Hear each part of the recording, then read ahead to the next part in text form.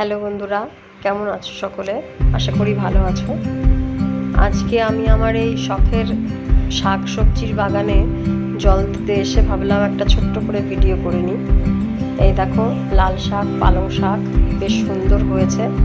জল দেব, তারপরে হচ্ছে গিয়ে সর্ষের খোল ভেজানো রয়েছে দুদিন ধরে, ওটাই আর কি জলের সঙ্গে মিশিয়ে সব গাছের গোড়া দিয়ে আর কি দেবো। এই পালং শাক, লাল শাকের গোড়া দিয়েও সামান্য সামান্য দিয়ে দেবো। এখানে আরও কিন্তু সবজির গাছ রয়েছে। এটা কিন্তু লাউ শাক হবে, লাউ হবে সেই গাছ।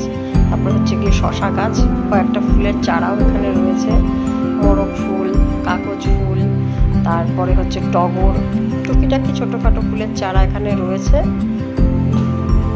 বেশ অনেক, জানো তো, লাল শাকের বীজ ছড়ানো হয়েছিল, কিন্তু পাশেই হচ্ছে গিয়ে পায়রার খাঁচা আছে, তো পায়রা এসে অনেক বীজ খেয়ে নিয়েছে।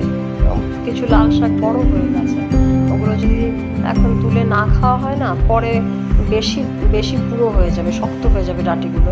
ওই জন্য ভাবলাম যেগুলো বড় রয়েছে সেগুলো তুলে ফেলি, জল টল দেওয়া হবে, তারপর তুলে যাই হোক ওটাই ভাজা করে খাওয়া যাবে। তো বন্ধুরা, কেমন লাগলো আমার সবজির বাগান কমেন্ট করে জানাতে কিন্তু একদম ভুলবে না। Thank you for watching.